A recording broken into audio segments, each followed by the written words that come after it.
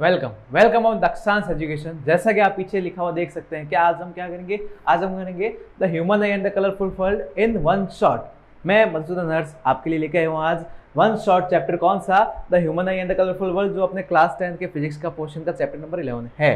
तो वहां से स्टार्ट करने से पहले एक बात क्लियर कर देते हैं, जो इस साल हमारा रिड्यूस सिलेबस है वो हम नहीं करेंगे। जैसे कि हमें सभी को पता है ह्यूमन आई वाला पोर्शन इस साल कट हो गया है, डिलीट हो गया है, रिड्यूस हो रखा है, वो हम नहीं करेंगे।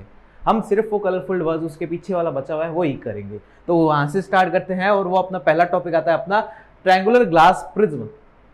देखो क्या आएगा, हमने पिछले चैप्टर में लाइट रिफ्रैक्शन और रिफ्लेक्शन में रिफ्रैक्शन पढ़ा था लाइट का ग्लास स्लैब से। ग्लास स्लैब सबको पता है, एक रेक्टेंगल की एक स्लैब होती है, उससे रिफ्लेक्शन होता है, लाइट का रिफ्रैक्शन करते हैं हम। अब यहाँ पे क्या करेंगे, हम यहाँ पे करेंगे ट्रायंगुलर ग्लास प्रिज्म से लाइट का रिफ्रैक्शन। तो स्लैब तो सभी देखी हुई है, प्रिज्म कौन सा होता है, ट्रायंगुलर ग्लास प्रिज्म क्या होता है, पहले वो समझते हैं, उसके बाद में अपने मेन टॉपिक पे आएंगे कि ट्रायंगुलर ग्लास प्रिज्म में उसका रिफ्रैक्शन कैसे होता है। प्रिज्म हम सभी ने आमतौर पे तो देखा हुआ है, अगर नहीं देखा हुआ तो अगर ये मार्कर है, सभी को दिखाई दे रहा होगा, मार्कर का ये इतना इतना ऐसा है ना, ये कि ट्रायंगल दिखाई दे रहा है और ये इतना ऐसा ब्लैक ब्लैक है। अगर इस हिस्से को मैं अलग कर लूँ तो यही एक प्रिज्म कहेगा। कैसे? ये देखो एक डायग्राम है यहाँ पे।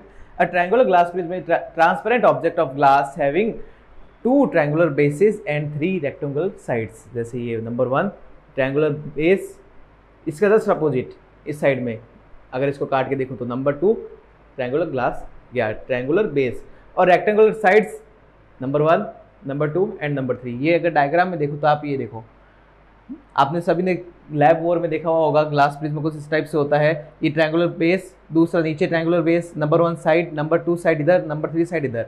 कैसे? अगर इसको गौर से देखें तो ये देखिए, ये इसका ट्रायंगुलर बेस जस्ट अपोजिट इसका सेकंड बेस, ये रेक्टेंगुलर साइड 1, 2 एंड 3। अगर इसको मैं रोटेट करके देखूँ तो देखो, अगर ये रोटेट करें तो ये नंबर 1 बेस, ये नंबर 2 उसकी रेक्टेंगल साइड्स, ये number 2 base, number 3 rectangle side, sorry number 3, इसमें भी यही है, जस्ट इसको जस्ट रोटेट किया हुआ है। तो यही हिस्सा है जो इतना मार्कर का हिस्सा है, यही क्या है, ट्रायंगुलर ग्लास प्रिज्म है। Number 1 base, number 2 triangular base और नंबर 3 1, 2, 3 रेक्टेंगल साइड्स। अब इससे हम क्या करेंगे, इसके हम करेंगे उसका रिफ्रैक्शन। तो उससे पहले हम क्या, ट्रायंगुलर ग्लास प्रिज्म क्या, ये क्लियर हो गया होगा कि एक ट्रायंगुलर ग्लास प्रिज्म कुछ नहीं है। ट्रायंगुलर ग्लास प्रिज्म एक ग्लास का प्रिज्म है जो ट्रांसपेरेंट हो। ट्रांसपेरेंट क्यों? क्योंकि ट्रांसपेरेंट ऑब्जेक्ट होगा तभी हमें दिखाई देगा कि वो रिफ्रैक्शन कैसे हो रहा है। अगर इसमें से मैं लाइट को पास करूंगा तो मेरे को पता नहीं चलेगा कि इसके अंदर लाइट का पाथ कौन सा है, मेरे को दिखाई नहीं देगा, इसलिए वो transparent. Transparent prism having 2 triangular bases and 3 rectangular sides, जिसके 2 तो हो ट्रायंगुलर बेस और 3 हो उसके rectangle sides. Opposite sides of a triangular glass prism are not parallel.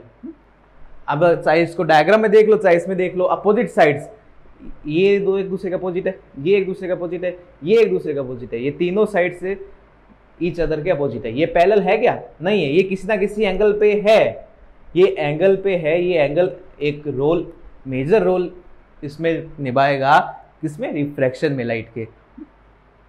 तो explain the mean of angle of prism. Angle of prism क्या होता है? अगर हम प्रिज्म को ड्रॉ करें ना, अगर हम प्रिज्म को ड्रॉ करें तो हम प्रिज्म को सिर्फ ऐसे एक ट्रायंगल की तरह ही ड्रॉ करेंगे, क्योंकि प्रिज्म एक 3D शेप है। हम कॉपी में पेन पेपर से या फिर बोर्ड में चौक और से हम प्रिज्म को 3D शेप को, किसी भी 3D शेप को ड्रॉ नहीं कर सकते, उसको एक 2D शेप के थ्रू ही हम देख सकते हैं। जैसे हमें पता है कि स्फीयर एक 3D शेप है लेकिन उसको ड्रॉ एक सर्कल की तरह ही करते हैं, वैसे ही ट्रायंगुलर ग्लास प्रिज्म एक 3D शेप है लेकिन उसको ड्रॉ हम ट्रायंगल की तरह ही करेंगे। जिसमें नंबर 1 ये आपकी तरफ बाहर निकल रहा होगा, ये अगर देखें तो ये देखो, अगर इसको पेज में रखें तो ये वाला हिस्सा ही आपको दिखाई दे रहा है। नंबर 1 ये बेस ट्रायंगुलर, नंबर 2 इसके पीछे base, number 1 rectangular sides, number 2 rectangle और नंबर 3 रेक्टेंगल साइड, ये तीनों साइड से ये ट्रायंगुलर ग्लास प्रिज्म है। अब ये इसकी side number 1, side number 2 and side number 3। यहाँ पे क्या पूछा? Explain the mean of angle of prism. Last नीचे एक लाइन आई थी कि किसी भी ट्रायंगुलर प्रिज्म की अपोजिट साइड्स पैरेलल नहीं होती। पैरेलल नहीं होती मतलब कि किसी ना किसी एंगल पे होगी, और उसी एंगल को हम क्या बोलते हैं? Angle of prism. अगर मैं इन 2 साइड्स की बात करूं, 2 अपोजिट साइड्स है, तो ये किसी ना किसी एंगल पे होंगी, यही एंगल ऑफ प्रिज्म है, चाहे इसको हम नाम दे दो ए। अगर मैं इन 2 की बात करूं, तो ये वाला एंगल ऑफ प्रिज्म है, ये भी एंगल ऑफ प्रिज्म है ए। चाहे मैं इन 2 की बात करूं तो ये भी किसी ना किसी एंगल पे है और ये भी एंगल ऑफ प्रिज्म है। दो अपोजिट साइड्स किसकी, एक ट्रायंगुलर ग्लास प्रिज्म की दो अपोजिट साइड्स के बीच में जो एंगल बनता है वही होता है एंगल ऑफ प्रिज्म, उसी को हम बोलते हैं एंगल ऑफ प्रिज्म। ये एंगल ऑफ प्रिज्म देखना बहुत इंपॉर्टेंट रोल निभाएगा। Angle of prism is the angle between opposite faces of prism. अब हम नेक्स्ट टॉपिक करते हैं refraction of light through a glass prism. इस टॉपिक को करने से पहले हम refraction of light glass slab से एक बार रिवाइज कर लेते हैं। ये अपना कोई ग्लास स्लैब हो, रेक्टेंगल ग्लास स्लैब, ये लाइट की रे इस पे इंसिडेंट हो रही है, ये इंसिडेंट रे आई, ये इसका नॉर्मल, ये क्या है नॉर्मल, ये इंसिडेंट रे नॉर्मल, ये ग्लास स्लैब, ये ग्लास स्लैब, यहाँ पे एयर या वैक्यूम कुछ भी ले लो, ये ग्लास स्लैब, यानी कि कुल मिला के यहाँ से यहाँ पे आने है तो इसका मीडियम चेंज हो रहा है, रेयर टू डेंसर आ रही है। और जैसा कि हम पढ़ चुके हैं जब भी कोई लाइट रे रेयर टू डेंसर आती है तो वह टुवर्ड्स द नॉर्मल बैंड हो जाती है, टुवर्ड्स द नॉर्मल, जब वो रेयर टू डेंसर आती है तो towards the band normal band हो जाती है, नॉर्मल की तरफ आ गई। देखो नॉर्मल ये भी है, नॉर्मल ये भी है, नॉर्मल इस ग्लास स्लैब के बाहर वाले पोर्शन को भी बोलेंगे, नॉर्मल ग्लास स्लैब के अंदर वाले पोर्शन को बोलेंगे। तो आपके ये कंफ्यूजन होगा कि सर ये अंदर तो ठीक है टुवर्ड द नॉर्मल है, बाहर तो इसको अवॉइड द नॉर्मल बोलेंगे, बाहर वाले से तो दूर हटी है। तो हमें उसी मीडियम में का नॉर्मल देखना है जिसमें लाइट रे जा रही है, जा किसमें रही है, ग्लास स्लैब में रही है, तो इसमें सिर्फ इतने इतने नॉर्मल के बारे में बात करेंगे। अभी जब ये बाहर निकलेगी तो बाहर वाले से बात करेंगे। तो ये टुवर्ड्स द नॉर्मल बैंड हो रही है, नॉर्मल की तरफ झुक रही है, ये झुक गई, अब वापस ये इस पे टकराई और ये अब नॉर्मल नहीं। अब ये देखो ये क्या था, रेयर डेंसर, ये वापस बाहर एयर या वैक्यूम है तो रेयर, ये क्या है एयर या वैक्यूम, तो ये वापस रेयर। अब डेंसर टू रेयर आ रहा है, डेंसर टू रेयर आ रहा है तो ये अवॉइड द नॉर्मल, ये बैंड होगी, अवॉइड द नॉर्मल चली गई। जब भी रेयर टू डेंसर तो towards normal, denser to rare, avoid the normal, ये ग्लास स्लैब से क्या हो गया, रिफ्रैक्शन हो गया। अब अगर हम गौर से देखें तो ये इंसिडेंट रे थी, ये कौन सी अपनी इमर्जिंग रे जो बाहर निकल रही है। तो हमने एक कंक्लूजन निकाला था यहाँ पे कि इंसिडेंट रे और इमर्जिंग रे ये दोनों एक दूसरे के पैरेलल होती है और इसके बीच में जो डिस्प्लेसमेंट होता है उसको हम बोलते हैं लैटरल डिस्प्लेसमेंट। उसको क्या बोलते हैं हम, लैटरल डिस्प्लेसमेंट। ये दोनों एक दूसरे के पैरेलल होती है। अगर यहाँ पे स्लैब ना होती, सिर्फ लाइट पास हो रही होती तो ये इस पास से जाती, आगे बढ़ती, लेकिन स्लैब है तो ये इस पास से जा रही है। तो कंक्लूजन निकला कि इनके बीच में एक डिस्प्लेसमेंट है और ये हमेशा पैरेलल रहेगी, यानी कि डिस्प्लेसमेंट हमेशा इक्वल रहेगा और उस डिस्प्लेसमेंट को हम बोलते हैं लैटरल डिस्प्लेसमेंट। ये तो था किसी भी लाइट का एक ग्लास स्लैब से रिफ्रैक्शन, रेक्टेंगल ग्लास स्लैब से रिफ्रैक्शन। अब देखो यहाँ पे क्या था, यहाँ पे रिफ्रैक्शन दो सरफेसेस से हुआ, नंबर 1 यहाँ पे और नंबर 2 यहाँ पे हुआ। नंबर 1 क्या था, ये जब ये रेयर टू डेंसर यानी कि कहूं तो एयर टू ग्लास आ रहा था, और नंबर 2 जब डेंसर टू रेयर यानी कि अगर कहूं तो ग्लास टू वापस एयर जा रहा था, दो सरफेस से रिफ्रैक्शन हुआ। तो ये दोनों पैरेलल क्यों हुई, ये दोनों पैरेलल हुई इसलिए क्योंकि ये जो नंबर 1 सरफेस और नंबर 2 सरफेस है ये भी एक दूसरे के पैरेलल थी। अगर ये पैरेलल नहीं होती तो ये जो लैटरल डिस्प्लेसमेंट है यानी कि इमर्जिंग रे और इंसिडेंट रे एक दूसरे के पैरेलल है, वो पैरेलल नहीं आती। जैसा कि हम यहाँ पे आएगा ग्लास प्रिज्म, ये ग्लास प्रिज्म से रिफ्रैक्शन को समझाने के लिए इसको एक बार क्यों रिवाइज कर लिया अपने। ग्लास स्लैब में क्या, इसमें रेक्टेंगल प्रिज्म में क्या होगा, ये अपना प्रिज्म। अब देखो ये इंसिडेंट रे, इंसिडेंट रे ये वापस बाहर या तो एयर या वैक्यूम यानी कि अगर मैं कहूं तो रेयर मीडियम, और यहाँ पे ये ग्लास यानी कि डेंसर मीडियम, और वापस बाहर आएगा एयर या वैक्यूम यानी कि रेयर मीडियम है, रेयर मीडियम। यहां से इंसिडेंट रे यहाँ पे आया, अंदर ग्लास आएगा तो ग्लास है मतलब कि मीडियम चेंज हुआ, ये मीडियम 1 और मीडियम 2। अगर मैं नॉर्मल ड्रॉ करूं तो ये नॉर्मल इस टाइप से ड्रॉ होगा, क्यों, क्योंकि हमें पता है नॉर्मल उस सरफेस के परपेंडिकुलर होता है जिस सरफेस से रिफ्लेक्शन हो रहा है, तो ये सरफेस इसके परपेंडिकुलर एक नॉर्मल ड्रॉ करूंगा, ये नॉर्मल आ गया। अब ये क्या हो रहा है, रेयर टू डेंसर जा रहा है, रेयर टू डेंसर जा रहा है तो ये टुवर्ड्स द नॉर्मल बेंड हो जाएगा, ये कुछ इस टाइप से कि अगर पहले जाता तो ये इस टाइप से जाता, लेकिन ये टुवर्ड्स द नॉर्मल, नॉर्मल की तरफ झुक जाएगा, ये नॉर्मल की तरफ झुक गया, अब जाएगा ये। अब वापस ये देखो नंबर 1 सरफेस यहाँ पे थी, नंबर 2 यहाँ से वापस बाहर निकलेगा, यानी कि यहाँ पे भी इसका वापस ये रिफ्रैक्शन होगा, क्यों, क्योंकि अभी ये ग्लास टू एयर जा रहा है यानी कि डेंसर टू रेयर जा रहा है, तो ये वापस इसका नॉर्मल इस केस में। अब क्या होगा ये, अब ये अवैध नॉर्मल हो जाएगा। अवैध नॉर्मल मीन्स ये इस टाइप चला जाएगा। ये इंसिडेंट रे थी अपनी, ये अपनी इमर्जिंग या इमर्जेंट रे ई। अब देखो इंसिडेंट रे थी ये है, इमर्जिंग रे है ये, दोनों पैरेलल है क्या? नहीं है, किसी ना किसी एंगल पे है। अगर मैं इसको पीछे ड्रॉ करूं तो ये वाला एंगल, ये वाला एंगल ले लो, एंगल की वैल्यू तो एक ही है। ये देखो इंसिडेंट रे इधर जानी चाहिए थी अगर ग्लास प्रिज्म ना होता, लेकिन प्रिज्म आ गया तो इधर ना जाके ये इधर चली गई। तो इन दोनों में जितना एंगल का डेविएशन आया, जितने एंगल का बैंड आया, उसको बोलते हैं एंगल ऑफ डेविएशन, जिसको या तो डी से या फिर डेल्टा से रिप्रेजेंट करते हैं। एंगल ऑफ डेविएशन, जिस एंगल से ये बेंड हो गई, जिस एंगल का इसमें गैप आ गया, जितना इसके झुकाव आ गया, कि जाना चाहिए था इधर लेकिन प्रिज्म के कारण जा रही है इधर, तो ये इतना एंगल का रास्ता बदल लिया, इतना एंगल इसने मोड़ लिया। ये अब ये एंगल अगर मैं उसमें बात करूं तो वो पैरेलल आ रही थी, वहां पे एंगल ऑफ डेविएशन तो पैरेलल था, दोनों लाइटें पैरेलल, लाइट की रे पैरेलल चल रही थी। यहाँ पे पैरेलल नहीं चल रही है, किसी ना किसी एंगल पे चल रही है। क्यों? क्योंकि इसकी दोनों सरफेसेस जहां से रिफ्लेक्शन हो रहा है वो भी किसी ना किसी एंगल पे है। स्लैब में दोनों सरफेसेस पैरेलल थी, इसलिए उनमें इंसिडेंट रे और इमर्जेंट रे पैरेलल थी। यहाँ पे दोनों सरफेसेस जहां पे रिफ्लेक्शन हो रहा है वो पैरेलल नहीं है, तो इंसिडेंट रे और इमर्जिंग रे भी पैरेलल नहीं होगी, वो किसी ना किसी एंगल पे होगी। और उस एंगल को क्या बोलेगा हम? उस एंगल को बोलेगा हम एंगल ऑफ डेविएशन, जिसको हम रिप्रेजेंट करेंगे डी से या डेल्टा से। ये था अपना refraction of light through a glass prism, triangular glass prism से लाइट का रिफ्रैक्शन। ये कुछ इस टाइप से। अगर हम वापस इसको देखें तो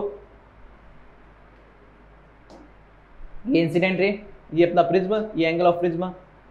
व्हाइट कलर दिखाई नहीं दे रहा, रेड ले लेते हैं। ये incident ray, angle of prism, ये बाहर n1 यानी कि अलग मीडियम है, ये अंदर n2 यानी कि वो दूसरा अलग मीडियम, वापस n1 यानी कि सेम मीडियम अंदर। तो सेम मतलब ये वाला और ये वाला मीडियम सेम है। ये इंसिडेंट रे, ये नॉर्मल ड्रॉ किया, इसको जाना चाहिए था इस डॉटेड पाथ पे, ओरिजिनल डायरेक्शन पे, लेकिन ये क्या जा रहा है? रेयर टू डेंसर जा रहा है, रेयर टू डेंसर जा रहा है, तो ये टुवर्ड्स द नॉर्मल बेंड होगी, तो ये अंदर वाला नॉर्मल ये इसकी तरफ बेंड हो गई एंगल पे, ये टुवर्ड्स द नॉर्मल बेंड हुई। अब यहाँ पे वापस दूसरी सरफेस है, ये नंबर 1 सरफेस, ये नंबर 2 सरफेस, अब वापस ये डेंसर टू रेयर जा रही है, तो अवैध नॉर्मल, ये वापस नॉर्मल ड्रॉ किया, ये अवैध नॉर्मल, ये इसकी डेविएटेड रे यानी कि इमर्जिंग रे, जिसको इमर्जेंट रे बोलते हैं, ये वाला। इसका ओरिजिनल पाथ ये था, यानी कि इस पाथ से जानी चाहिए थी, लेकिन जा कौन से पाथ से रही है? ये इसका ओरिजिनल पाथ, लेकिन जा रही है इस पाथ से। तो इनमें जो एंगल का फर्क आया है, ये इस एंगल का, इस एंगल को बोलते हैं हम डेल्टा, यानी कि एंगल ऑफ डेविएशन। इतने एंगल से ये बेंड हो गई, और ये पैरेलल नहीं है। क्यों पैरेलल नहीं है? क्योंकि जिन दो सरफेसेस से रिफ्रैक्शन हो रहा है वो भी एक दूसरे के पैरेलल नहीं है। वो पैरेलल होती तो ही ये दोनों पैरेलल आती। तो यहाँ पे क्या कि in refraction through a glass prism the emergent ray is not parallel to the incident ray. क्यों नहीं होती वो भी हमने पढ़ लिया। क्यों? क्योंकि दोनों सरफेसेस जहां से रिफ्रैक्शन हो रहा है वो पैरेलल नहीं है। स्पेक्ट्रम ऑफ लाइट, ये क्लियर हुआ। अब जब भी किसी भी लाइट को एक ग्लास प्रिज्म से पास करवाते हैं तो सिर्फ रिफ्रैक्शन नहीं होता, उसके साथ साथ एक इवेंट और होता है। उस इवेंट की बात करें, लेकिन उस इवेंट का रिजल्ट पहले देख लेते हैं। जब भी किसी भी ग्लास प्रिज्म से, ये अपना ग्लास प्रिज्म, किसी भी ग्लास प्रिज्म से एक ट्रांसपेरेंट ग्लास प्रिज्म ले, जिससे सनलाइट या व्हाइट लाइट इस पे इंसिडेंट करवाए। ये क्या है? सनलाइट या व्हाइट लाइट, सनलाइट या व्हाइट लाइट, जिसको हम इंसिडेंट करवा रहे हैं, इंसिडेंट रे बोल सकते हैं। तो क्या होगा? प्रिज्म में इसका रिफ्रैक्शन होगा। रिफ्रैक्शन होने के साथ साथ क्या होगा? सनलाइट है ना, वो अपनी 7 कलर से मिलकर है। ये मिक्सचर है किसका? 7 कलर का। कौन कौन से 7 कलर? हम उसको बोले तो हम बोलेंगे विबग्योर। ये विबग्योर का मिक्सचर है। वी से violet, indigo, blue, green, yellow, orange और रेड। ये 7 कलर का मिक्सचर है। वो क्या है? सनलाइट या फिर अपनी व्हाइट लाइट है। जब भी किसी सनलाइट या व्हाइट लाइट को किसी ग्लास प्रिज्म से हम इंसिडेंट करवाए, उस पर हम स्ट्राइक करवाए, उस पर हम हिट करवाए, तो क्या होगा? रिफ्रैक्शन तो होगा। रिफ्रैक्शन होने के साथ साथ क्या होगा? जो सनलाइट जो 7 कलर का मिक्सचर है ना, वो वापस इन 7 कलर में टूट जाएगी और बाहर निकल जाएगी। 7 कलर में टूट गई और बाहर निकल गई, और हमें वापस इस विबग्योर का अलग अलग कलर बना देगा। ये जो अलग अलग बैंड बनेगा कलर का, उसी बैंड को हम क्या बोलेंगे, उसी बैंड को बोलेंगे स्पेक्ट्रम ऑफ लाइट। क्या हुआ, जब भी किसी सनलाइट को, जब भी किसी व्हाइट लाइट को एक ट्रांसपेरेंट ग्लास प्रिज्म से हम रिफ्रैक्ट करवाएं या फिर उस पर हिट करवाएं, तो वो ग्लास प्रिज्म क्या करेगा, उन जो व्हाइट लाइट में 7 कलर्स हैं उन सभी को सेपरेट कर देगा, अलग अलग कर देगा, और हमें एक 7 कलर का अलग, हर एक कलर का अलग अलग बैंड दिखाई देगा, जस्ट लाइक जैसे हमें रेनबो में दिखाई देता है।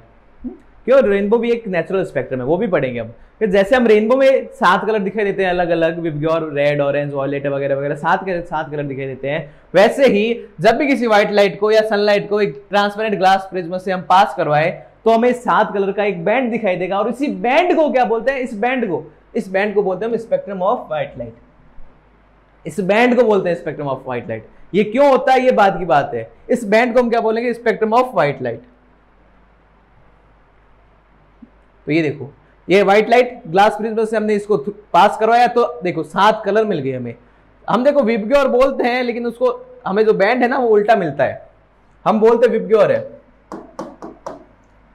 विबग्योर, हमें कलर उल्टे मिलते हैं। पहले मिलता है रेड, फिर ऑरेंज, येलो, फिर ग्रीन, फिर ब्लू, फिर इंडिगो, और लास्ट में वॉयलेट। जैसे ही उल्टा, ये violet, blue, indigo, blue, green, orange, red, ये 7 कलर मिले हमें, उल्टे मिलते हैं, हम बोलते हैं इसको विबग्योर है। अगर बैंड देखे तो बैंड हमें उल्टा मिलता है, ऊपर ऊपर रहता है रेड, नीचे नीचे होता है वॉयलेट। ये क्यों होता है उसका भी रीजन देखेंगे अपन। तो ये क्या है, स्पेक्ट्रम ऑफ लाइट है। Spectrum of white light is the band of 7 colours formed when a beam of white light is passed through a glass prism. जब भी किसी ग्लास प्रिज्म से एक व्हाइट लाइट को पास कराया जाता है, तो हमें एक 7 कलर का बैंड मिलता है, और इस बैंड को हम क्या बोलते हैं, spectrum of white light. White light is the mixture of 7 colours. इससे हम कंक्लूजन निकालते हैं कि व्हाइट लाइट है ना, इन 7 कलर्स का ही मिक्सचर है। व्हाइट लाइट में ना तो इस 7 से अलग कोई 8वां कलर है, ना इस 7 से कम कोई 6 कलर है। 7 कलर सही रेशियो में मिलेंगे तो व्हाइट लाइट बना देंगे। नेक्स्ट आता है अपना डिस्पर्जन ऑफ लाइट। हमने अभी पढ़ा spectrum of light. Dispersion of light ही है स्पेक्ट्रम ऑफ लाइट। कि स्पेक्ट्रम बना क्यों, ये बताता है डिस्पर्जन ऑफ लाइट। जब भी किसी ग्लास प्रिज्म से व्हाइट लाइट को पास कराया जाता है तो स्पेक्ट्रम बनता है। ये तो बना स्पेक्ट्रम, जो बैंड बना उसको स्पेक्ट्रम। स्पेक्ट्रम क्यों बनता है, स्पेक्ट्रम बनने की इवेंट क्या है, स्पेक्ट्रम बनने के इवेंट को बोलते हैं डिस्पर्जन ऑफ लाइट। कि जब भी किसी ग्लास प्रिज्म से व्हाइट लाइट को पास करवाए तो वो अपने 7 कलर में सेपरेट हो जाती है, और इस इवेंट को बोलते हैं हम डिस्पर्जन ऑफ लाइट। जो बैंड मिलता है हमें उसको बोलते हैं स्पेक्ट्रम। देखो इसमें कंफ्यूजन होगी, जो बैंड मिलता है वो होता है स्पेक्ट्रम, और जो बैंड मिलता है उसका प्रोसेस या उसका इवेंट उसको बोलते हैं डिस्पर्जन ऑफ लाइट। तो वापस वही कि किसी ग्लास प्रिज्म है, उससे हम लाइट को पास करवा रहे हैं तो हमें बैंड मिला। ये देखो प्रिज्म उल्टा है तो हमें उल्टा बैंड मिलेगा, प्रिज्म सीधा होता तो सीधा बैंड। जैसे यानी कि ऊपर ऊपर इसमें वॉयलेट है, नीचे नीचे रेड है। प्रिज्म अगर सीधा रखते अब तो ऊपर ऊपर रेड, नीचे नीचे होता वॉयलेट। ये इस टाइप से ही बैंड मिलेंगे। और इस बैंड की एक खासियत बात होती है कि इसको हम सेपरेट नहीं कर सकते। आप रेनबो में किसी कलर को सेपरेट कर सकते हो, रेड यहाँ पे खत्म हो गया और यहाँ से इसका ऑरेंज स्टार्ट हो गया, नहीं। कब रेड खत्म हुआ और कब ऑरेंज स्टार्ट हो गया वो हमें पता ही नहीं चलता। हाँ, ये पता चलता है कि रेड भी है ऑरेंज भी है, लेकिन दोनों एक दूसरे के अंदर मिक्स हो रहे थे। सारे के सारे कलर एक दूसरे में मिक्स हो रहे थे। जिस टाइप से इसमें है तो वॉयलेट भी है, ब्लू भी है, इंडिगो भी है, ग्रीन भी है, येलो भी है, ऑरेंज भी है, रेड भी है, लेकिन सबको सेपरेट नहीं कर सकते हम लोग। ऐसा नहीं है कि एक लाइन में येलो है फिर अपना रेड है, ये रेड है गया, फिर थोड़ी देर के बाद में ये ऑरेंज है नीचे या येलो आ गया, फिर नीचे नीचे वॉयलेट, ऐसे अलग नहीं कर सकते। ये दोनों सारे के सारे कलर्स एक दूसरे में मिक्स हुए रहते हैं, एक दूसरे में मिक्स हो रखे थे। जैसे ये रेड, फिर ऑरेंज, फिर येलो, फिर ग्रीन, फिर ब्लू, फिर अपना इंडिगो, ये गया इंडिगो, और लास्ट में अपना वॉयलेट। देखो इस टाइप से ये 7 कलर का बैंड है, रेनबो है। तो इसमें हम सेपरेट नहीं कर सकते कि रेड यहाँ से अलग कर लो, नहीं, ऑरेंज वाला आ जाएगा, इंडिगो को यहाँ से अलग कर लो, नहीं, वॉयलेट वाला भी कुछ आ जाएगा। सेपरेट नहीं कर सकते, एक दूसरे के अंदर घुले हुए रहते हैं। स्पेक्ट्रम में हम किसी को भी सेपरेट नहीं कर सकते। तो डिस्पर्जन ऑफ लाइट क्या होता है कि जब भी किसी व्हाइट लाइट को एक ग्लास प्रिज्म से पास करा जाता है तो वो अपने 7 कलर में टूट जाती है, और इस इवेंट को हम बोलते हैं dispersion of light. Dispersion is the splitting of white light into 7 colours on passing through a transparent medium. Transparent medium में जब भी किसी भी लाइट को, व्हाइट लाइट को पास करा जाता है तो वो अपने 7 कलर में सेपरेट हो जाती है, इसको हम बोलते हैं डिस्पर्जन ऑफ लाइट। अब ये होता क्यों है? तो होता ये है बच्चों कि जब भी कोई व्हाइट लाइट ट्रेवल करती है, तो व्हाइट लाइट के 7 कलर से जब वो वैक्यूम में या एयर में, जब भी वो वैक्यूम में या एयर में ट्रेवल करती है तो 7 के 7 कलर से ना उनकी स्पीड क्या है? उनकी स्पीड सेम होती है। कहां पे? वैक्यूम में या एयर में। लेकिन जैसे ही वो किसी मीडियम में आ गए, तो उन 7 के 7 कलर की स्पीड सेम नहीं रहती, वो चेंज हो जाती है। 7 के 7 कलर की स्पीड चेंज हो जाती है, क्योंकि हमें पता है जब भी कोई भी लाइट रेयर टू डेंसर आती है तो उसकी स्पीड में वेरिएंस आता है, उसकी स्पीड कम होती है। कम सभी की होती है, रेड की भी कम होती है, वॉयलेट की भी कम होती है, सभी कलर्स की कम होती है, लेकिन वो अलग अलग रेशियो में कम होती है। जैसे अगर मान लो व्हाइट लाइट जैसे हमें 3 × 10⁸ मीटर पर सेकंड से वैक्यूम में या एयर में ट्रेवल करती है, तो जैसे वो मीडियम है, रेड लाइट मान लो वो अपना 2.9 × 10⁸ से ट्रेवल करेगी। वॉयलेट लाइट है जो अपने 2 × 10⁸ से ट्रेवल करेगी। बीच वाली कोई है ग्रीन, येलो वगैरह वगैरह, वो मान लो 2.5 से ट्रेवल करेगी। कहने का सेंस है कि जैसे ही मीडियम में आ गए उन सभी की स्पीड अलग अलग है, और सभी की स्पीड अलग अलग है तो हमें सभी के रास्ते अलग अलग दिखाई देंगे। जैसे अगर मैं कहूँ तो अगर कोई दूसरा मार्कर लेके आऊं मैं भी, जैसे ये 2 मार्कर है, एकदम सेम मार्कर है, 2 मार्कर के। अब अगर ये यहां से ट्रेवल कर रहे हैं, मान लो ये व्हाइट लाइट है, 7 कलर की जगह मैं मानते 2 मार्कर है, दोनों में 7 कलर है, ये वैक्यूम में ट्रेवल कर रहे हैं, तो अगर मैं इस साइड से देख रहा हूं, मैं इधर हूं, ये ट्रेवल कर रहे हैं, मेरे को ये कोई अलग अलग पाथ दिखाई नहीं देंगे, ये एक ही मार्कर सारे एक साथ ट्रेवल कर रहे हैं। कब? वैक्यूम में। क्यों? क्योंकि इनकी स्पीड सेम है वैक्यूम में। लेकिन जैसे ये किसी मीडियम आएंगे, किसी की स्पीड दोनों की स्लो होगी, किसी की कम स्लो होगी, किसी की ज्यादा स्लो होगी। मान लो इसकी स्पीड कम स्लो हुई, यानी कि कंपैरेटिवली ये वाला मार्कर इस वाले मार्कर से ज्यादा स्पीड से ट्रेवल करेगा। तो ये कुछ इस टाइप से होंगे, ये वैक्यूम में साथ साथ आ रहे हैं, लेकिन जैसे मीडियम आए ये इस टाइप से। अब इधर खड़े इंसान को, इधर खड़े अपने भाई को क्या दिखाई देगा कि ये दोनों मार्कर अलग अलग है, दोनों का पाथ अलग अलग दिखाई देगा। वही कंडीशन यहाँ पे होती है कि जैसे ही वैक्यूम में रहती है तो ये साथ के साथ कलर साथ में ट्रेवल करते हैं, तो एक ही पाथ दिखाई देता है, तो उनको ऐसा लगता है कि एक ही चीज है जो व्हाइट लाइट है। लेकिन जैसे ही वो मीडियम आती है सभी की स्पीड अलग अलग हो जाती है और सभी का पाथ अलग अलग हो जाता है, इस टाइप से। जैसे अगर मैं आपको ऐसे दिखाऊं, ये ऐसे है, ये ट्रेवल कर रहा है, एक ही मार्कर दिखाई दे रहा है, लेकिन जैसे ये मीडियम आए ये इस टाइप से ट्रेवल करेंगे, किसी की स्पीड कम, किसी की स्पीड ज्यादा, तो हमें अलग अलग पाथ क्लियरली दिखाई देंगे। और हम ये देखेंगे कि सभी की सभी लाइट अलग अलग स्पीड से ट्रेवल कर रही है और सभी का पाथ अलग अलग है, और सभी को हम आराम से देख सकते हैं कि वॉयलेट लाइट ये जा रही है, रेड लाइट ये जा रही है, येलो लाइट ये जा रही है। तो कॉज क्या है? कॉज यही है डिस्पर्जन का कि किसी भी मीडियम में लाइट है, उनके सभी कंपोनेंट कलर्स की स्पीड अलग अलग होती है। Cause of dispersion is that the all colors of white light travel at different speed in transparent medium. अब bending in light is reversely proportional to speed of light. Bending in light कैसे? जैसे मान लो हमें क्या एक prism से spectrum मिला था, ये भी प्रिज्म से मिल रहा है, व्हाइट लाइट आ रही है, ये नॉर्मल इसका, ये 7 कलर्स में डिवाइड हुआ, ये 1 2 3 4 5 6 और ये 7, ये ऊपर ऊपर अलग अलग, नीचे नीचे अलग अलग। ऊपर ऊपर होगा अपना रेड कलर, नीचे नीचे होगा अपना वॉयलेट कलर। तो ये देखो, अगर मैं इसका ओरिजिनल पाथ होता ना, ओरिजिनल पाथ होता है इसका ये वाला, जो मैं अलग कलर से बना देता हूँ, ओरिजिनल पाथ होता है इसका, ये जो रेड कलर से बना रहा हूँ, ओरिजिनल पाथ ये है। लेकिन ये जा किस पाथ से रही है? व्हाइट वाले पाथ से। रेड लाइट ये रही, फिर ये ऑरेंज ये रही, सभी के देखो एंगल ऑफ डेविएशन देखो अगर तो अलग अलग है कि ये ओरिजिनल पाथ, रेड लाइट ये ऐसे थोड़ा कम, थोड़ा पास में कम बेंड हुई है, ऑरेंज ये ऐसे धीरे धीरे धीरे धीरे ये एंगल ऑफ डेविएशन बढ़ता जा रहा है।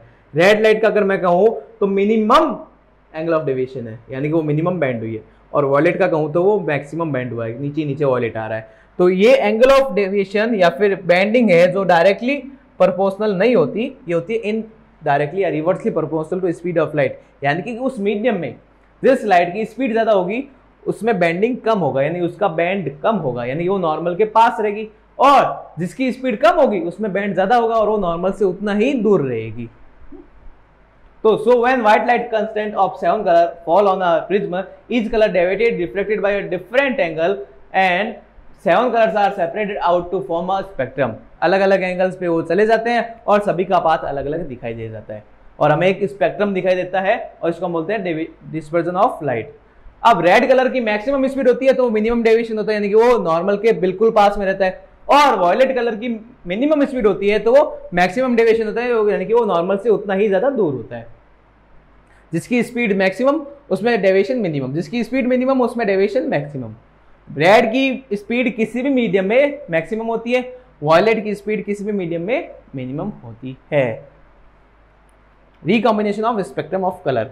अब स्पेक्ट्रम ऑफ कलर का रिकॉम्बिनेशन, हमने तो अभी तक ये बात की कि एक स्पेक्ट्रम है, एक ही प्रिज्म है और उससे एक स्पेक्ट्रम बन रहा है।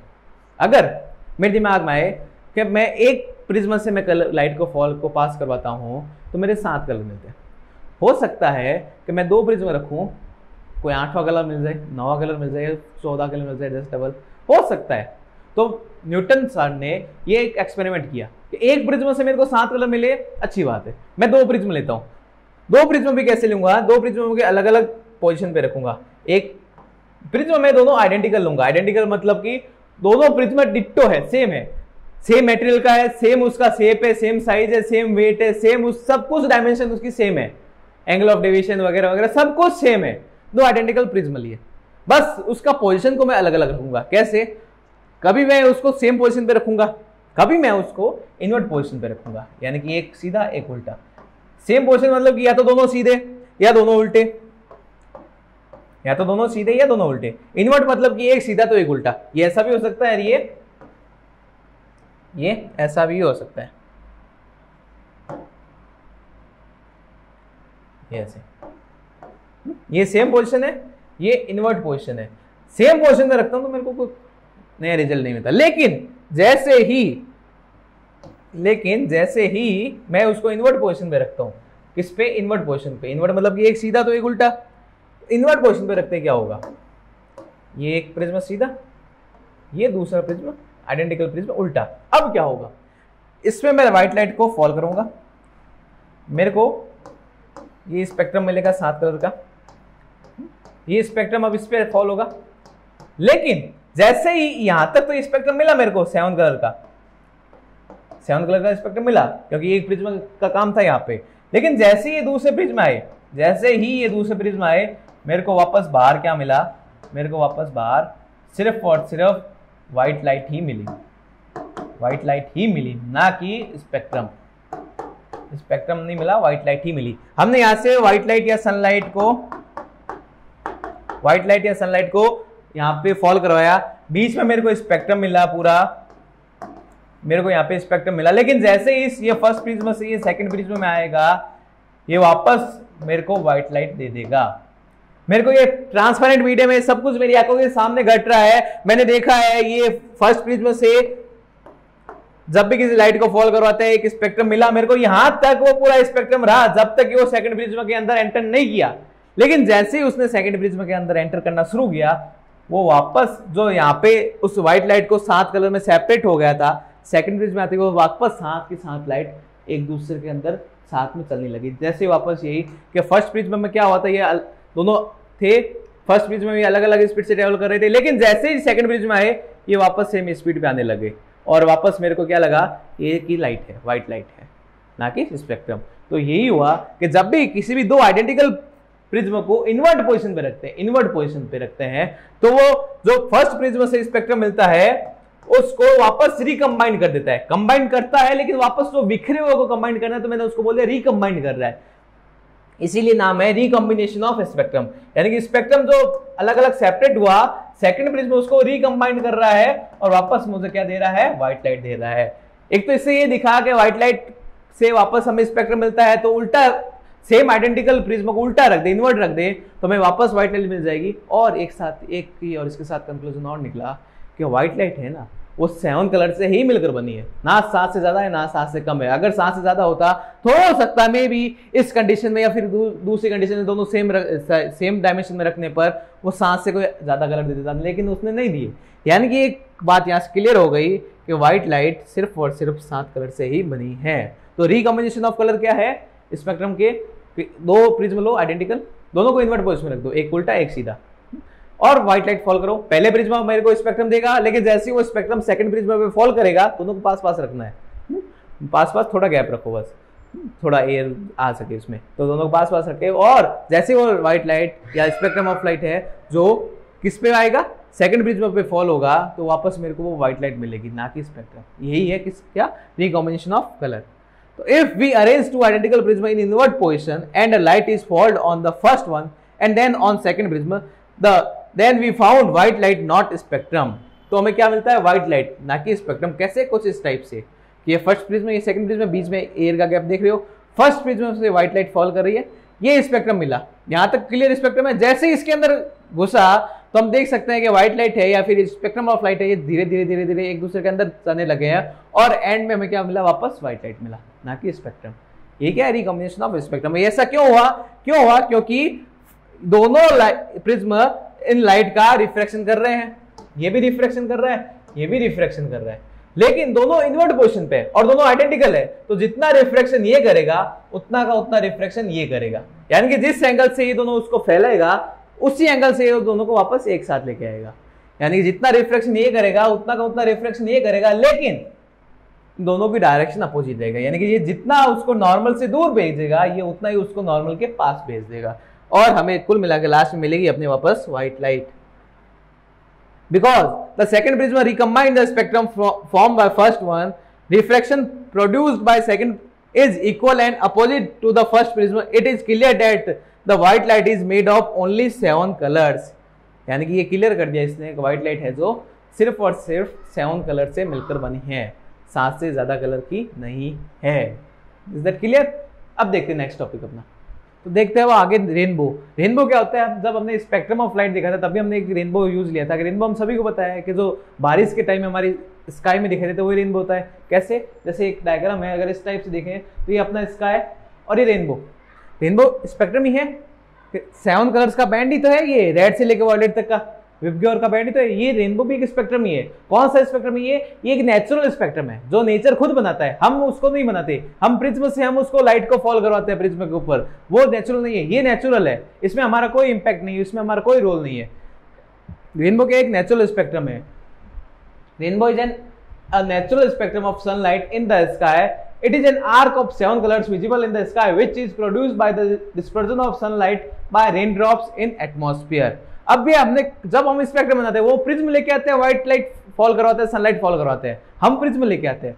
यहाँ पे व्हाइट लाइट सनलाइट वही है, लेकिन प्रिज्म का रोल कौन प्ले कर रहा है? वो कर रहा है अपनी रेन ड्रॉप्स, जो छोटी छोटी रेन ड्रॉप्स या वाटर मॉलिक्यूल्स रहते हैं स्काई में अपने एटमॉस्फेयर में, वो रोल प्ले करते हैं किसका? छोटे छोटे टिनी प्रिज्म का।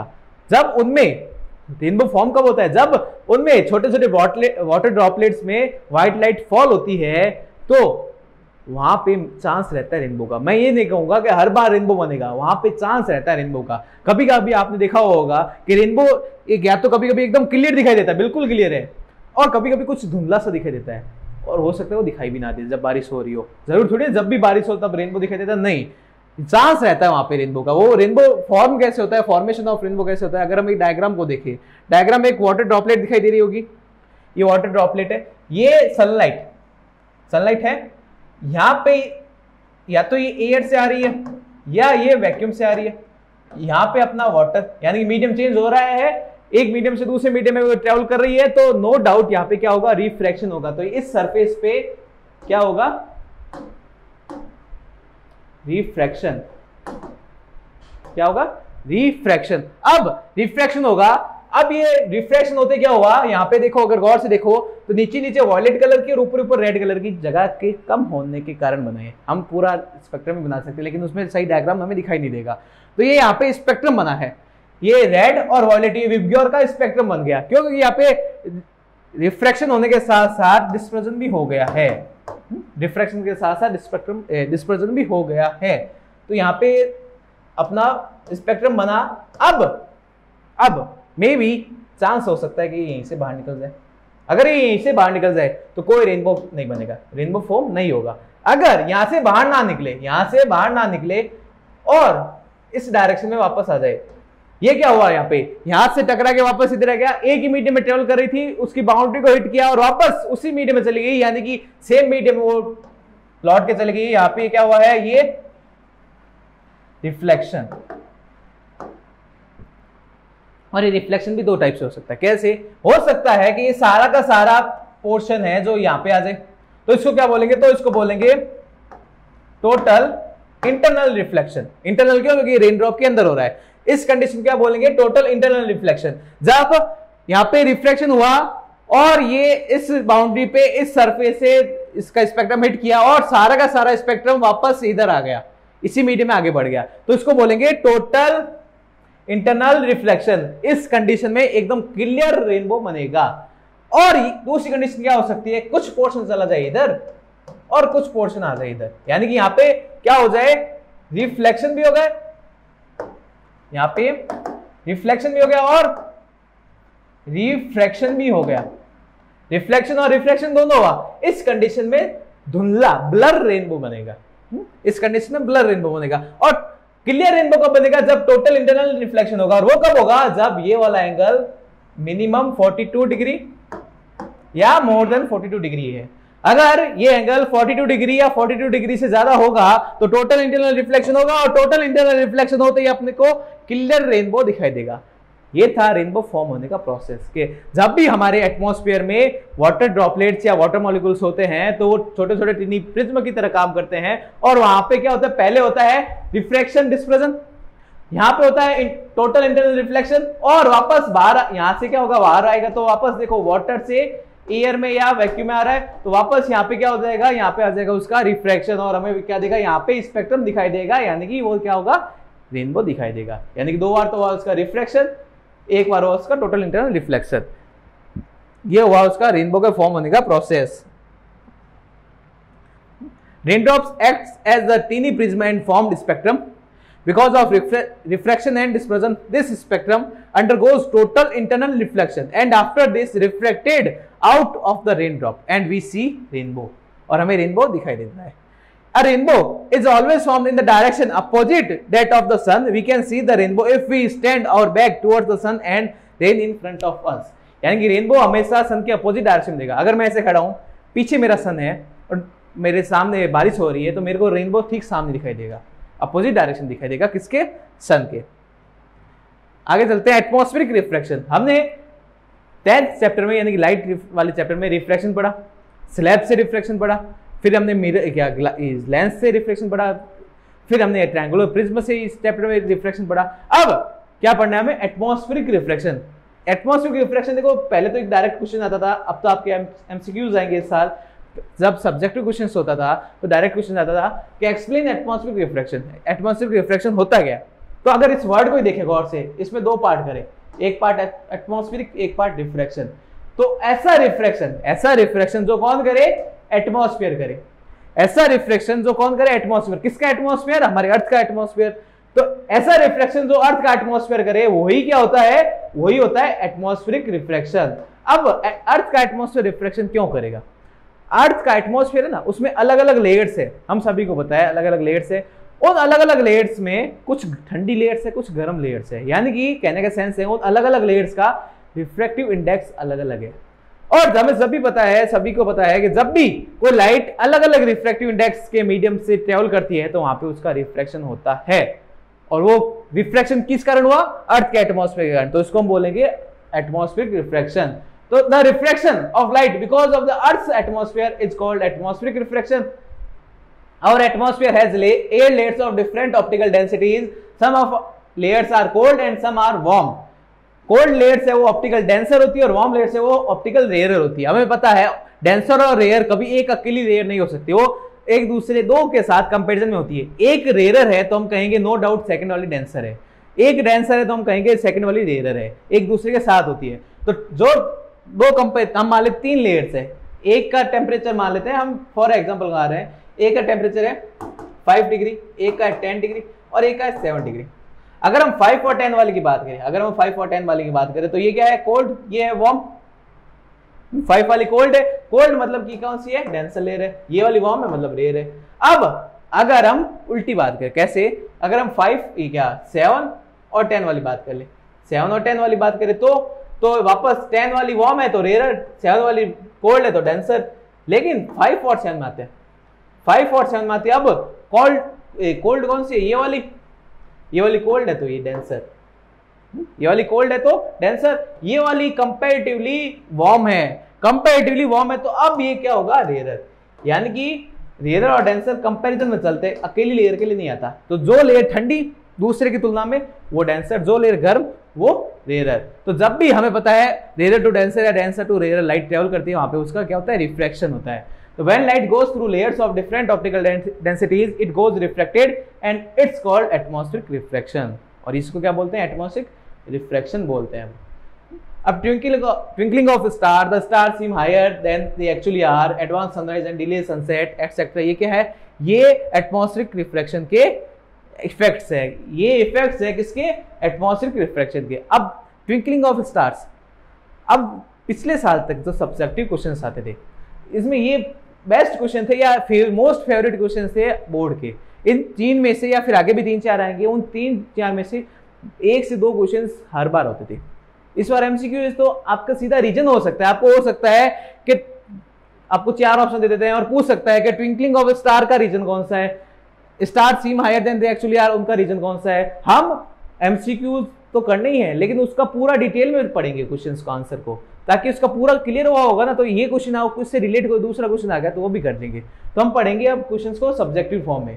Explain the twinkling effect of star, हमने जो इफेक्ट्स देखे ना उस तीनों को या 1-2 इफेक्ट्स और आएंगे, उन सभी को एक क्वेश्चन के फॉर्म में पढ़ेंगे कि explain the twinkling effect of star. वो कौन सा है कि स्टार ट्विंकल कर रहे हैं, अगर आपको इसको गौर से देखो तो इसमें स्टार से वो ट्विंकल करते हुए दिखाई दे रहे हैं, मेरे को दिखाई दे रहे हैं, आपको भी दिखाई दे रहे होंगे, ये रहा इधर, ये सारे स्टार्स ट्विंकल कर रहे हैं। ये ट्विंकल क्यों करते हैं स्टार्स क्या होते हैं, स्टार्स हमारे अर्थ के बाहर स्पेस में, आउटर स्पेस में बहुत ज्यादा डिस्टेंस पे सिचुएटेड कोई लाइट सोर्स है।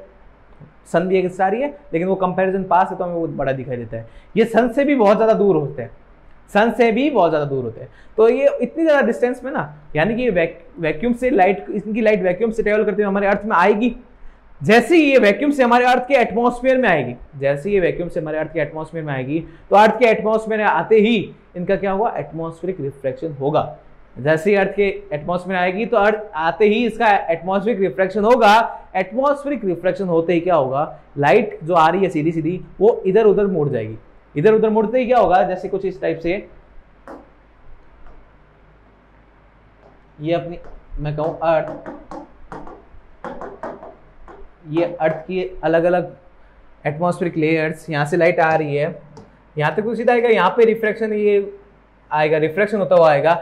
जब रिफ्रैक्शन होगा ना तो एक ऐसी सिचुएशन आएगी कि रिफ्रैक्शन कभी तो हो जाएगा, हमारा आई साइट, आंख से देखने की जो लाइन होती है आई साइट, उससे दूर हट जाएगी इसकी लाइट, तब हमें वो दिखाई नहीं देगा। और कभी ऐसा होगा कि वो जो आई साइट है उसी के अंदर आ जाएगा, इनकी लाइट है जो हमारे आई साइट के अंदर ही आ जाएगी, तब हम वो दिखाई दे देंगे। यानी कि जब वो आई साइट से अवैध आई साइट इसको रिफ्लेक्ट करेगा तो हमें वो दिखाई नहीं देंगे, और जब वो टुवर्ड्स आई साइट रिफ्लेक्ट करेगा वो हमें दिखाई देंगे। तब हमें क्या फील होगा, हमें फील होगा स्टार तो वही है लेकिन कभी दिखाई दे रहा है कभी दिखाई नहीं दे रहा, यानी कि वो ट्विंकल हो रहा है। बस यही क्या है, ट्विंकलिंग इफेक्ट ऑफ स्टार। इसीलिए स्टार से जो ट्विंकल करते हैं कि स्टार की लाइट एटमॉस्फेयर में हमारे जैसी घुसती है तो अर्थ की लेयर उनको रिफ्लेक्ट करती है और हमें वो ट्विंकल करते हुए दिखाई देते हैं। तो star twinkle because of the atmospheric reflection of the its light. Star light undergoes reflection due to the varying optical densities of air. The continuously changing atmospheric reflect the light from the star by different amount from one moment to the next. When the atmosphere reflect more star light towards us, they appear bright. When the atmosphere reflect less starlight, then the star appear dim and the star appear to twinkle at night. जब वो reflect ज्यादा करेंगे हमारी आंखों की तरफ तो हमें वो ब्राइट दिखाई देंगे, हमें दिखाई देंगे वो चमक रहा है। जब वो हमारी आंखों की तरफ कम रिफ्लेक्ट करेंगे तो हमें दिखाएंगे वो है ही नहीं, दिखाई नहीं देगा। तो हम कंक्लूजन क्या निकालते हैं, वो ट्विंकल कर रहा है, कभी आ रहा है कभी जा रहा है। कहाँ पे? नाइट में। क्यों? क्योंकि दिन में तो सनलाइट होती है तो स्टार दिखाई नहीं देते। नेक्स्ट है अपना explain why planets do not twinkle. Stars twinkle करते हैं, प्लैनेट ट्विंकल नहीं करते। क्यों? स्टार्स भी आउटर स्पेस से आ रहे हैं, प्लैनेट्स भी आउटर स्पेस से आ रहे हैं, लेकिन प्लैनेट्स स्टार्स के कंपैरिजन में हमारे अर्थ के पास में है। प्लैनेट्स स्टार्स के कंपैरिजन में हमारे पास में, और स्टार पास में ना, तो हम उसको क्या मानेंगे? एक बहुत बड़ा सोर्स मानेंगे। हमें सभी को पता है जो चीज पास होती है वो बड़ी दिखाई देती है। वो भी वापस बात करूं मैं, ये दोनों सेम मार्कर है, सेम साइज के। एक मैं इसको पा सकता हूं, एक को मैं ऐसे दूर रखता हूं, तो नो डाउट एक बात तो है कि ये मेरे को थोड़ा बड़ा दिखाई देगा, ये वाला मेरे को थोड़ा छोटा दिखाई देगा। ये इतनी से डिस्टेंस में आ रहा है, स्टार्स और प्लैनेट्स के बीच में तो बहुत ज्यादा डिस्टेंस होती है। तो स्टार्स मेरे को बिल्कुल ये जो आप दिखाई दे रहे हो इसकी मार्कर की निब इतना छोटा दिखाई देगा। प्लैनेट आप ये मान सकते हो इसकी निब जो बड़ी हो रखी है इतना दिखाई देगा।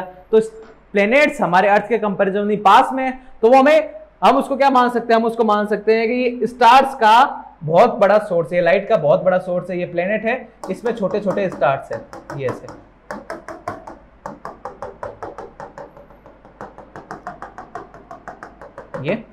ये सारे स्टार्स है। जब इन सभी से क्या होगा? लाइट आएगी हमारी तरफ, एटमॉस्फेयर में आएगी अपनी। एटमॉस्फेयर में आते ही एटमॉस्फेरिक रिफ्लेक्शन होगा।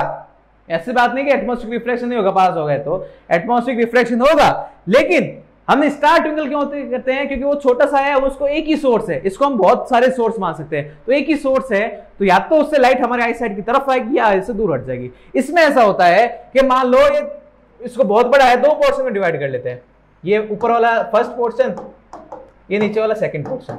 जब इन दोनों से हमारी तरफ इससे भी लाइट आएगी, इससे भी लाइट आएगी, एटमॉस्फेरिक रिफ्लेक्शन होगा ना, तो मान लेते हैं ये वाला पोर्शन है ना, ये वाला तो हमारा अवे द आई साइड कर रहा है, हमारे आंखों से दूर लाइट भेज रहा है, रिफ्लेक्ट हो रहा है। लेकिन ये टुवर्ड्स आई, हमारे आंखों की तरफ उसको रिफ्लेक्ट कर रहा है, तो हमें वो वहीं दिखाई देगा, उसका ब्राइटनेस दिखाई देगी, हमें दिखाई देगा वहां पे स्टार है।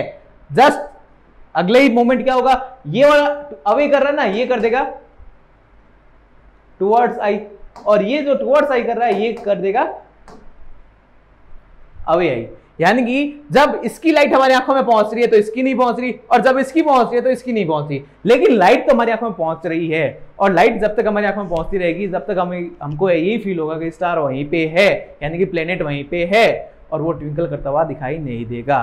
तो इसका एकमात्र रीजन क्या है कि स्टार्स की तुलना में प्लेनेट्स हमारे अर्थ के बहुत पास है, और पास होने के कारण हम उसको बहुत बड़ा लाइट का सोर्स मान सकते हैं। तो कुछ हिस्से से अगर लाइट हमारे आई साइड से अवे रिफ्लेक्ट होगी तो बाकी का दूसरा हिस्सा हमारे आई साइड की तरफ ही लाइट को रिफ्लेक्ट करेगा।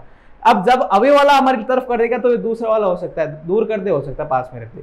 कुल मिला के हमें लाइट दिखाई देती रहेगी, यानी कि स्टार्स वहीं पे, प्लैनेट्स वहीं पे दिखाई देगा, स्टार्स की तरह ट्विंकल करता हुआ दिखाई नहीं देगा। तो देखो अगर इस यहाँ पे प्लैनेट है, ये 2-3 प्लैनेट है, ट्विंकल कर रहे हैं? नहीं कर रहे। क्यों नहीं कर रहे? Planets can be considered to be collection of very large number of point source stars of light because planets are much closer to the earth. The dimming effect produced by some of the point sources of light in one part of the planet is nullified by brighter effect if produced by the point sources of light in its other part. यानी कि एक का जो dim effect है वो nullify कर देता है दूसरा वाला ब्राइटर पार्ट, और हमें लाइट दिखाई देती है, इसीलिए वो हमको एक ही जगह दिखाई देते हैं। So the brightness of a planet always remains the same and it does not appear to twinkle, और वो हमें ट्विंकल होता हुआ दिखाई नहीं देता।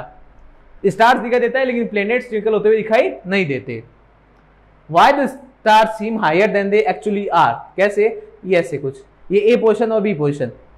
यहाँ पे कोई अर्थ में मैं खड़ा हूं, मान लो आप खड़े हो, स्टार की एक्चुअल पोजिशन, रियल पोजिशन है ए, रियल पोजिशन है ए, लेकिन मुझे वो क्या दिखाई दे रहा है? बी पोजिशन पे दिखाई दे रहा है, लेकिन वो मुझे बी पोजीशन पे दिखाई दे रहा है। यानी कि कहने का सेंस है, ये अगर यहां से फॉर एग्जांपल 10 मीटर की हाइट पे है तो मुझे वो यहां से 15 मीटर की हाइट पे, मैं 12 मीटर है, 13 मीटर, यानी कि कुछ ना कुछ ज्यादा हाइट पे दिखाई दे रहा है। वो क्यों दिखाई दे रहा है? अगर आप इस डायग्राम को वापस गौर से देखो तो इसमें आंसर आ जाएगा आपका। देखो ये डॉटेड लाइन है, डॉटेड मतलब ये, और ये बैंड हुई हुई लाइन है।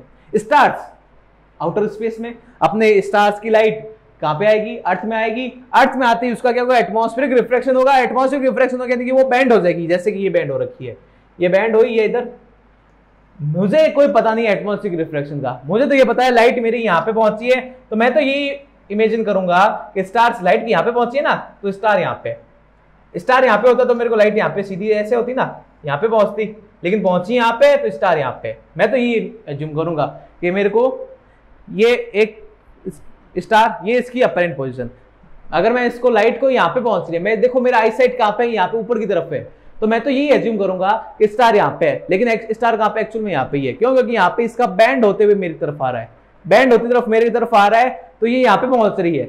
मेरे को कोई मतलब नहीं है वो कहां से कैसे बैंड हो रही है, मेरे को तो ये दिखाई दे रहा है कि यहाँ पे पहुंच रही है, मतलब कि इसको ये यहाँ पे लाइट है, यहाँ पे स्टार है, यानी कि वो कुछ ना कुछ हाइट पे है।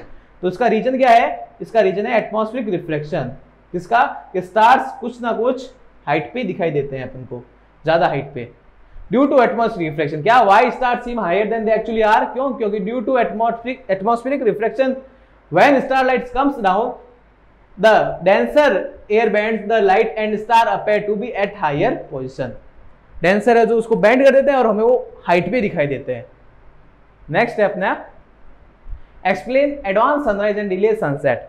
हमारा जो सनसेट और सनराइज है ना, उसमें फर्क है, यानी कि एडवांस सनराइज मतलब आप नाम से देख सकते हो, इन दोनों को अगर नाम से इनका सेपरेट करें वापस, एडवांस सनराइज और डिले सनसेट। एडवांस सनराइज यानी कि सन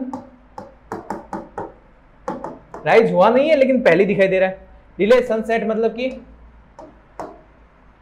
सनसेट हो चुका है लेकिन फिर भी वो दिखाई दे रहा है, डिले है मतलब उसमें 2-3 मिनट का। वही एडवांस सनराइज मतलब कि सनराइज नहीं हुआ लेकिन हमें वो राइज हुआ दिखाई दे गया।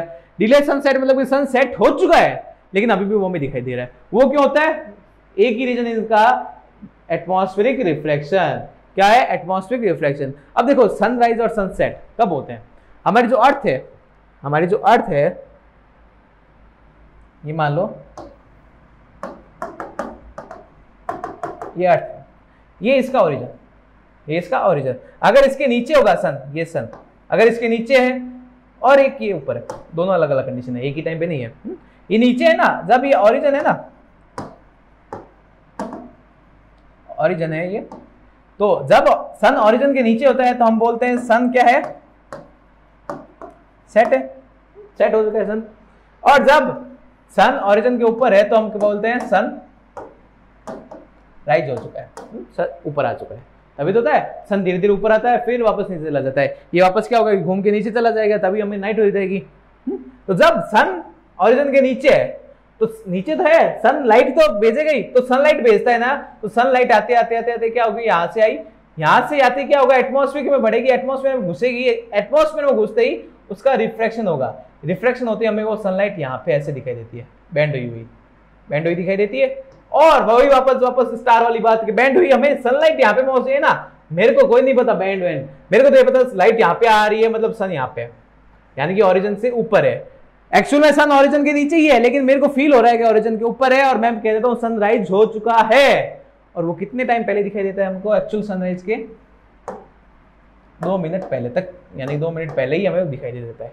ये तो हुआ सनराइज की कंडीशन में।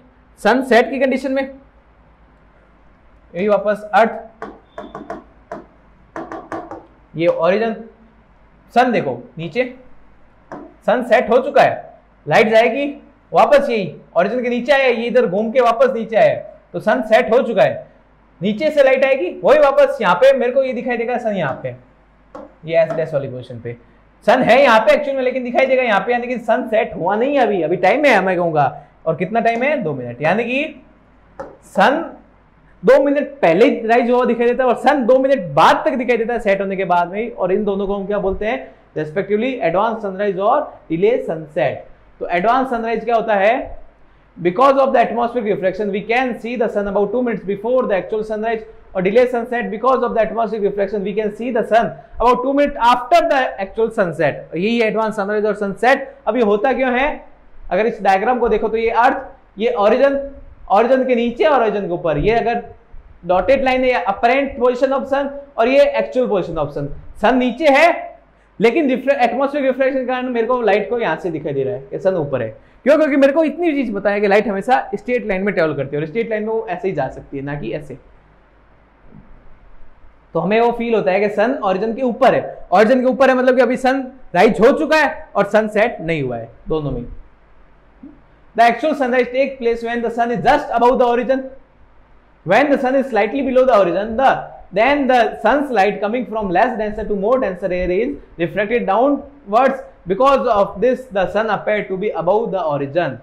Same in the case of delay sunset, यानी delay sunset में भी क्या होगा, वो घूम के इधर चला जाएगा, सन नीचे जा चुका है लेकिन वही वापस के less denser to more denser आएगा और डाउनवर्ड हो जाएगा, तो हमें भी फील होगा कि ओरिजिन के ऊपर ही अभी तक, यानी कि सनसेट हुआ नहीं है। Clear is that? चलो नेक्स्ट अपना scattering of light.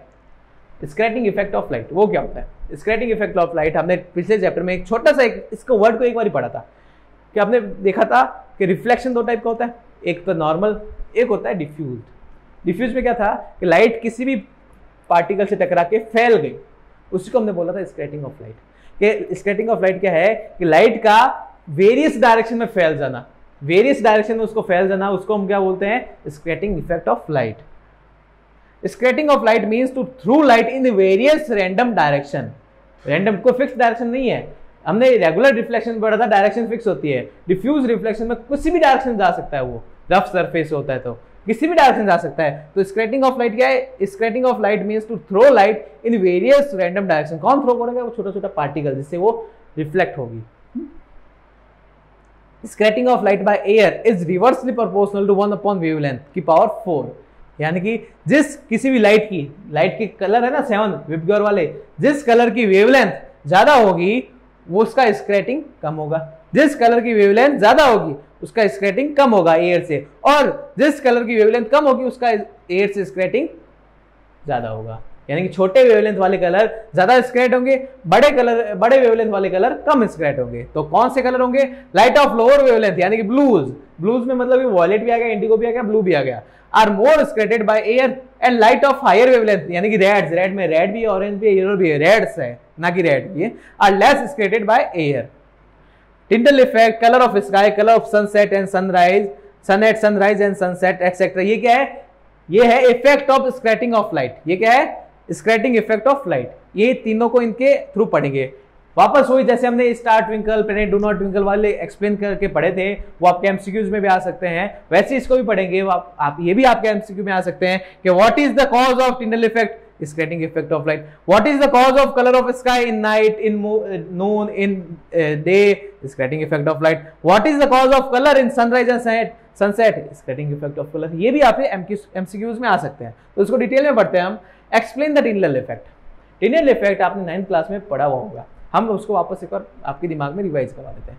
Tyndall effect क्या होता है? जब आप किसी पुराने से कमरे में हो जिसमें धूल ही धूल है और एक खिड़की है, खिड़की बंद है, लेकिन खिड़की बंद होने के उसके साइड में जो छोटे छोटे लाइन से धूप आ रही है, तो आप उस धूप आ रही ना, उसमें आप धूप का रास्ता देख सकते हो, उसमें आप धूल के कण देख सकते हो, धूल के जो छोटे छोटे पार्टिकल्स है, डस्ट मॉलिक्यूल पार्टिकल है, उसको आप साफ साफ देख सकते हो क्लियरली, और इसी को हम बोलते हैं टिंडल इफेक्ट। जैसे आप किसी घने जंगल में हो, ये खिड़की वाले, और किसी घने जंगल में हो जहाँ पे पूरा एकदम घनघोर जंगल है, लाइट आ नहीं रही, लेकिन बस पत्तों के थोड़े थोड़े बीच में गैप है, उनमें से लाइट आ रही है, तो आप वही वापस धूल के छोटे छोटे पार्टिकल्स और लाइट का पाथ देख सकते हो।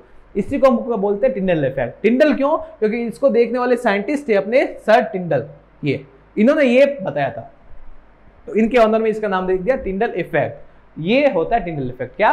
टिंडल effect is the visible scattering effect. Scattering में जो छोटे छोटे धूल के पार्टिकल है ना, वो लाइट को क्या करेंगे? स्क्रैट यानी कि फैला देंगे, और फैलाएंगे तभी तो हम देख सकते हैं। तो Tyndall effect is the visible scattering effect of light on particles path of a beam of light passing through a colloid system. Colloid system आपने पढ़ा होगा, कोलाइड सिस्टम 9th में, कोलाइड सिस्टम से बात करेंगे तभी। Like the Earth atmosphere, when a beam of sunlight enters in the dusty room through a window, then its path become visible because tiny dust particles scratch the light. When this scratched light enters our eye, we can see the path of beam of light.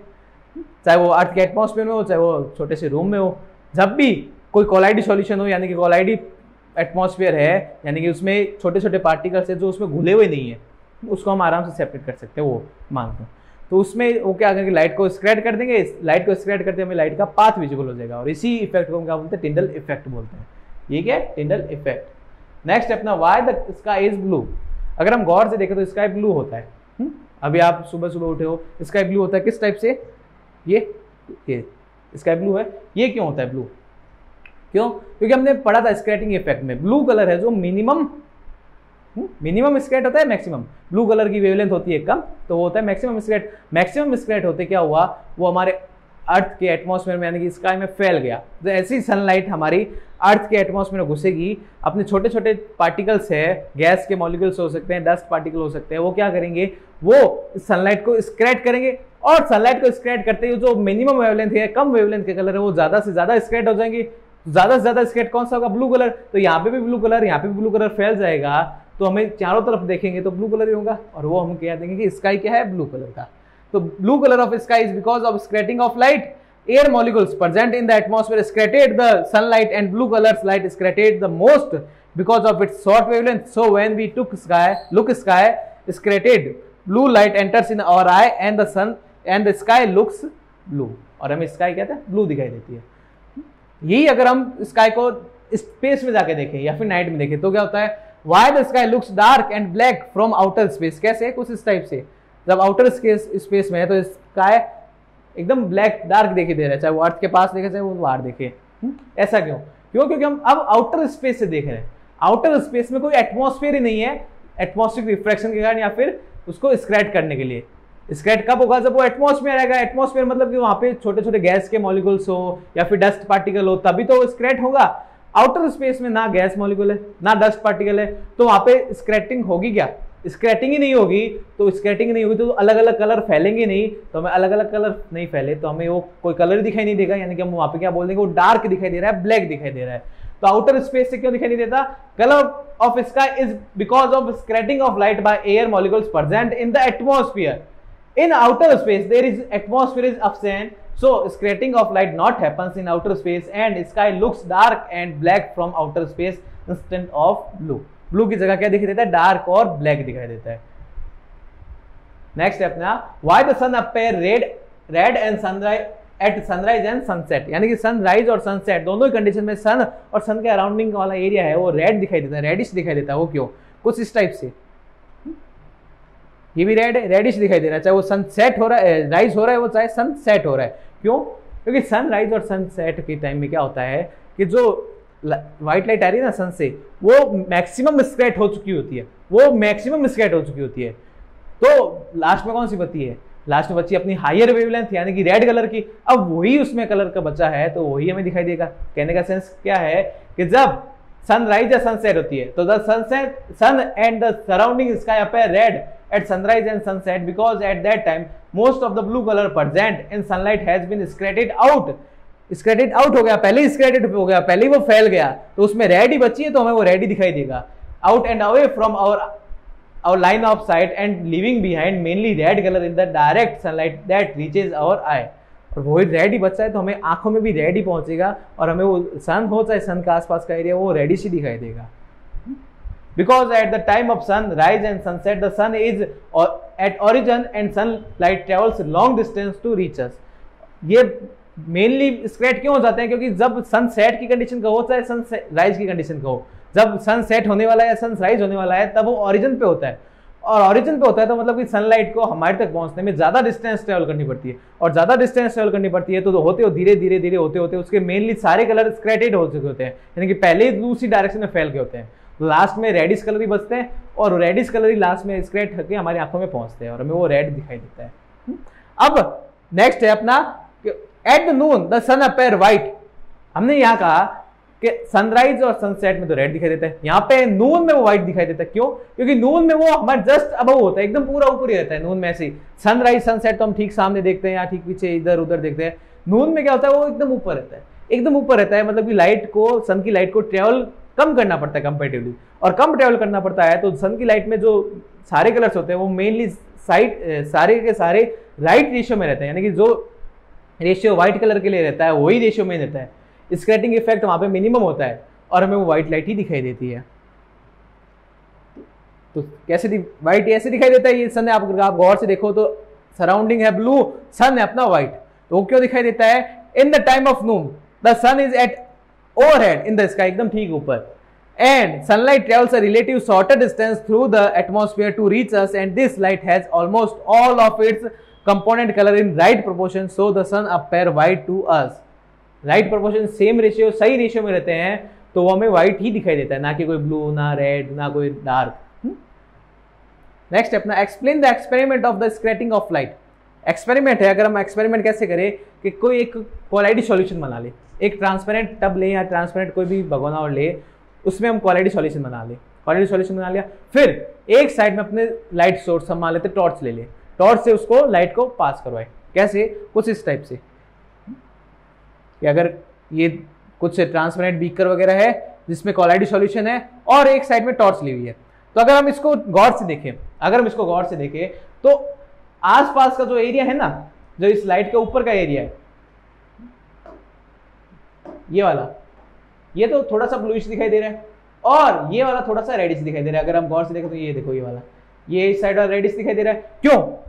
क्योंकि यहाँ पे light का scattering हो रहा है, छोटे छोटे कम wavelength वाले पहले ही स्क्रैट हो रहे हैं, यानी कि ब्लू कलर यहाँ पे स्क्रैट हो गया, और लास्ट में कौन सा बचा? रेड कलर, तो लास्ट में वो रेड कलर दिखाई दे रहा है। जैसा कि हमें इसका ही दिखाते हैं ब्लू, और सनसेट के तरफ सन और उसके अराउंडिंग का एरिया दिखाता है रेड। इस वजह से ये कि स्काई तो हो गया ब्लू, लेकिन बाकी का सन है वो है रेडिश।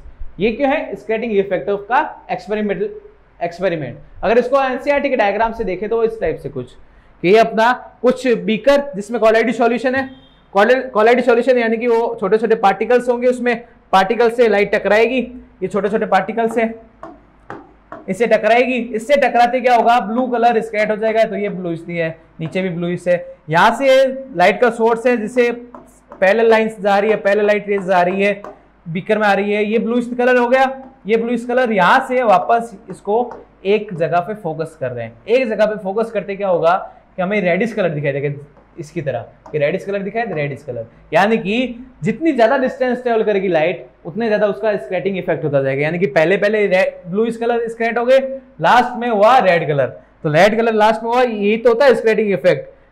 यही तो हमने पढ़ा था कि सनराइज और सनसेट में वो रेड क्यों दिखाई देते हैं, क्योंकि वो उसको सनलाइट को ज्यादा डिस्टेंस ट्रेवल करनी पड़ती है और ब्लू पहले ही स्क्रैट हो गए साइड में चला जाता है और हमें वो रेड ही दिखाई देता है, जस्ट इसी की तरह। अब नेक्स्ट क्वेश्चन अपना, why the danger signal lights red in colour. Danger के जो भी आपने सिग्नल्स देखे होंगे वो रेड कलर में क्यों होते हैं? क्योंकि वो मिनिमम स्क्रैट होते हैं और हमें वो दूर से ही दिखाई दे जाते हैं, और डेंजर जितना दूर से दिखाई देगा हमें उतना ही अच्छा है। तो रेड कलर के होते हैं, danger signal lights are red in colour because of red colour scattered minimum and can seen from far distance also. दूर से दिखाई देंगे तो हमें वो पहले से ही साइड में हो जाएंगे, भाई आगे नहीं जाएंगे, डेंजर है। तो ये अपना था the human I and the colourful world in one shot. तो इसी की तरह पढ़ते रहिए, बढ़ते रहिए ऑन दक्षांश एजुकेशन।